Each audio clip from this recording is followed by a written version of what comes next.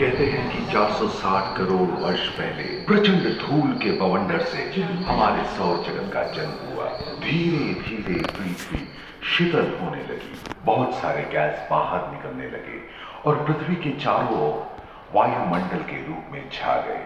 इन गैसों ने बिजली की कड़क और बादलों की गरज से मिलकर एमाइनो एसिड का निर्माण किया। प्राय 350 करोड़ वर्ष पहले प्रथम एक कोशिकीय जीव की रचना हुई। लगभग 280 करोड़ वर्ष पहले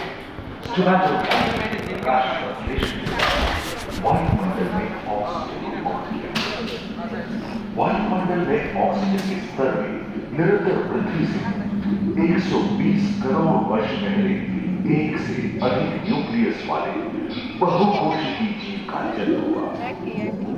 इस क्रमिक विकास से ब्लैक होल, जेलीफिश, स्टारफिश, सागर के किनारे वाले अंचल में पौधे लहराने लगे। बहुत तेजी से विभिन्न प्रजातियों की कई मछलियां विकसित हुई। यहाँ जो विशाल मछली दिख रही है उसका नाम है डार्वियोस्टस।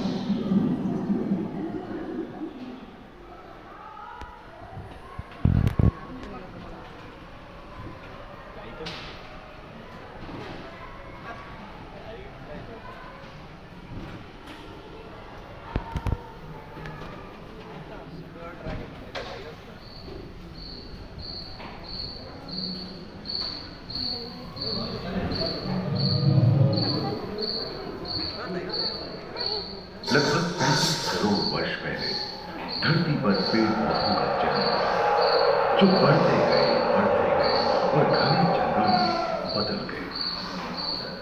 घूम, मकड़े आदि पंखहीन पतंग एवं इक्तियोस्टेगा जैसे उभयचर प्राणियों का आविर्भाव हुआ। सरीसृप जैसे स्तनपायी डायमेट्रोडोन प्रकट हुए, जिसकी पीठ पर नौका के पाल की तरह एक अंग था जो ताप को नियंत्रित रखने में मदद करता था।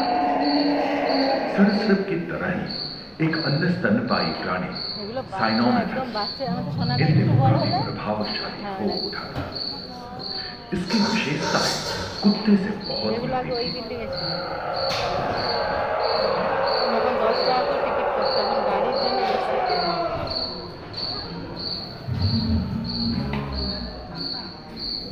प्राय 1 मीटर तक पंख फैलाने में सक्षम दानव जैसा ड्रैगन फ्लाई, साथ ही दिलचिट्टे, बीटल एवं बिच्छू पृथ्वी के चारों ओर फैल गए थे।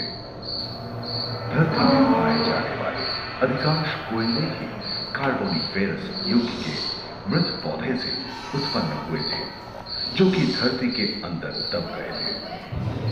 उन दिनों पृथ्वी के 1/3 हिस्से में एकमात्र महादेश था जिसे पैंजिया कहा जाता था। जलवायु गर्म रहती थी। भूभाग पर प्रागैतिहासिक सरीसृपों का ही शासन था, जिन्होंने शुष्क जलवायु के साथ खुद को ढाल दिया था।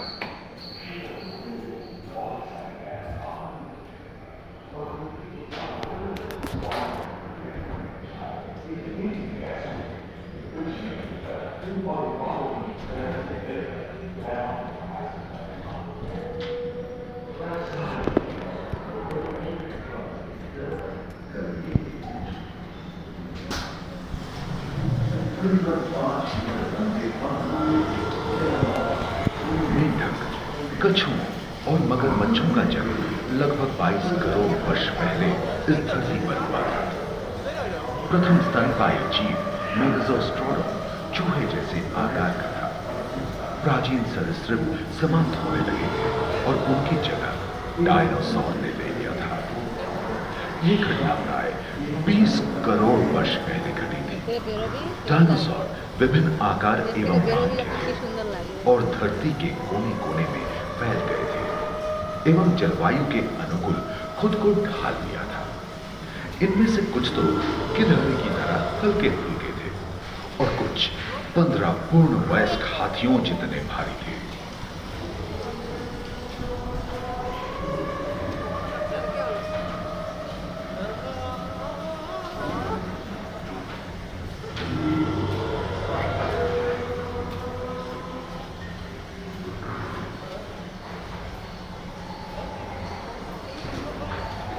कुछ 4 पैरों से चलते थे तो सियालोफाइसिस 2 पैर वाले डायनासोर थे। ब्रेकियोसॉरस की लंबाई प्राय 23 मीटर थी, जो कि एक टेनिस कोर्ट की लंबाई जितनी थी, और इनका वजन 75 टन था। सरीसृप आकाश और सागर में भी छा गए थे। प्लियोसॉरस समुद्र में रहते थे। सबसे प्राचीन उड़न सरीसृप यूडीमॉर्फोडॉन हवा में उड़ते थे। इसी दिन प्रथम पक्षी आर्टियोप्टेरस का उदय हुआ।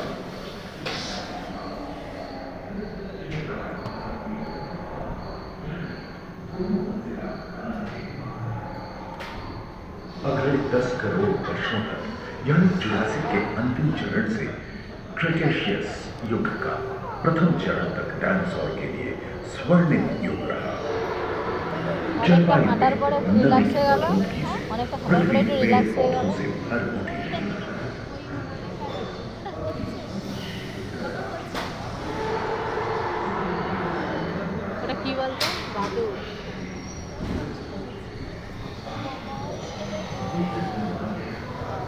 बेल्जियम देश खंडित होने के कारण भारत एशिया की ओर खिसकने लगा था।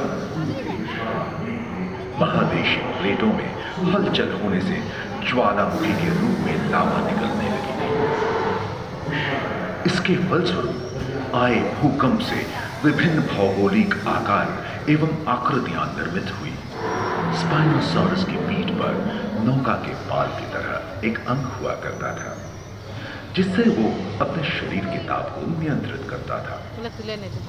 वेलोसिराप्टर, गैलीमाइमस एवं ओविराप्टर जैसे छोटे डायनासोर तो ओलंपिक के तेज धावकों की तरह दौड़ सकते थे।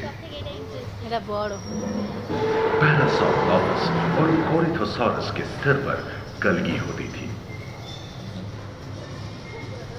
करीबन 5 मीटर लंबे पंख वाले टेरोनोडॉन उड़ने एवं फिसलने में माहिर थे।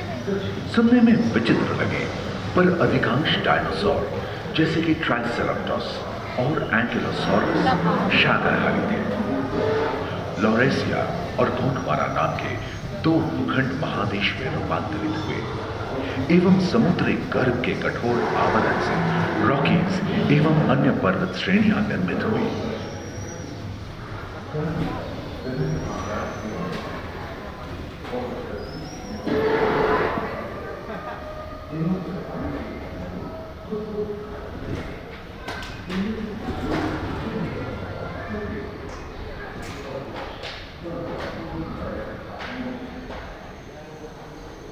भूमध्य रेखा के पास आबहवा में उष्णता बनी रही, परंतु नदियां सूखने लगी थी एवं जंगल कम होने लगे थे।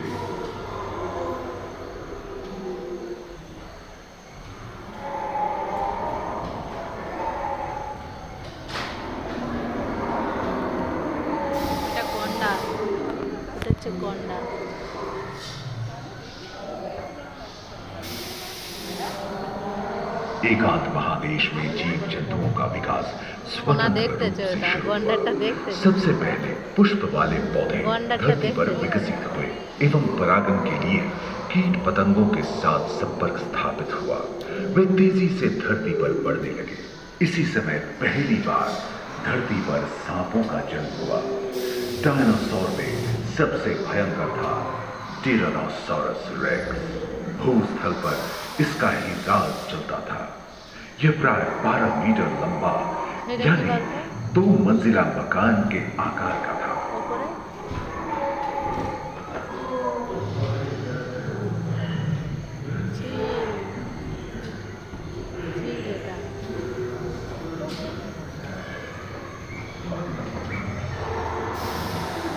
इनके हमले से बचने के लिए शाकाहारी एंकिलोसॉरस अपनी पूंछ के गुदकर का इस्तेमाल करते थे। सभी डायनासोर प्राय 6.5 करोड़ वर्ष पहले ही विलुप्त हो चुके थे। आखिर क्यों? एक अनुमान के अनुसार एक बहुत बड़ी उल्का पृथ्वी से जा टकराई, जिसके फलस्वरूप उत्पन्न धूल के विशाल मेघ ने हजारों वर्षों तक सूरज की किरणों को धरती पर पहुंचने से रोक दिया।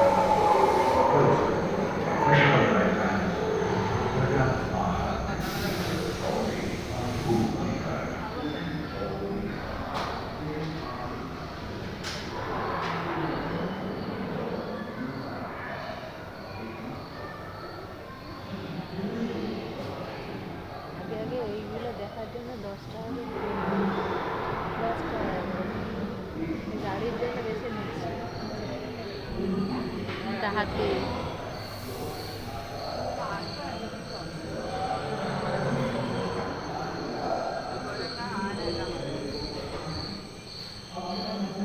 डायनासोर के विलुप्त होने के बाद भूस्थल पर स्तनपायी प्राणियों का आधिपत्य शुरू हुआ। पर्याप्त मात्रा में आहार उपलब्ध होने के कारण छोटे छोटे स्तनपायी प्राणी बड़े आकार में बदलते थे। इसी समय बड़े बड़े शाकाहारी एवं मांसाहारी स्तनपायी प्राणी धरती पर नजर आने लगे। विश्व के कई हिस्से जंगल से हरे भरे हो गए।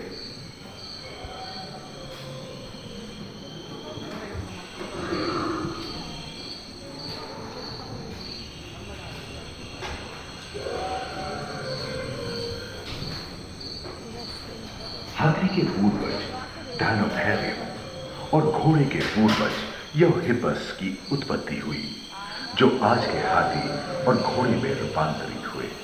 लेमूर, टर्सियर जैसे प्राइमेट भी इसी युग में पैदा हुए।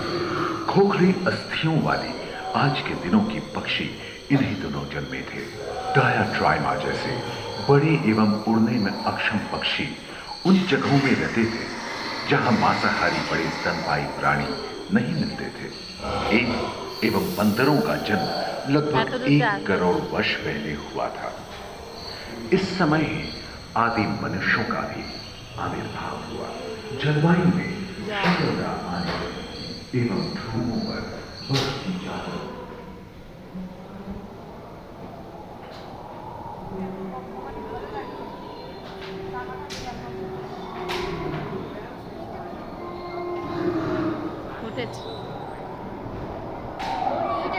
पृथ्वी के लंबे इतिहास में झांके तो ऐसे कई मौके रहे हैं जब उत्तरी गोलार्ध के अधिकांश हिस्से बर्फ की चादरों से ढक गए थे, जो आइस एज के नाम से जाना जाता है।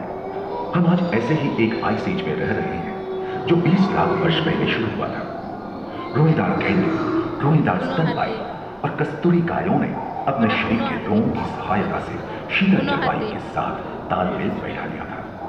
पुष्ट गुंबद आकार के फूलनुमा ट्राइपोडोन जैसे विशाल आर्madillo भी उन दिनों मौजूद थे। सिल्वर टूथ वाले बाघ और विशाल सिंह वाले हिरण जंगल में शांति से विचरण करते थे। संभवतः सामने के दांत से मांस को चीरने फाड़ने में हुई अड़चन के कारण यह समय के साथ विलुप्त हो गए। वहीं दानव आकार के हिरण हिंसक जानवरों से बचने के लिए तेजी से नहीं भाग सकते थे। फलस्वरूप वे भी ओझल होते गए। इस समय से ही आधुनिक मानव का क्रमिक विकास शुरू हुआ और विशालकाय स्तनपायी प्राणी धीरे धीरे विलुप्त होने लगी।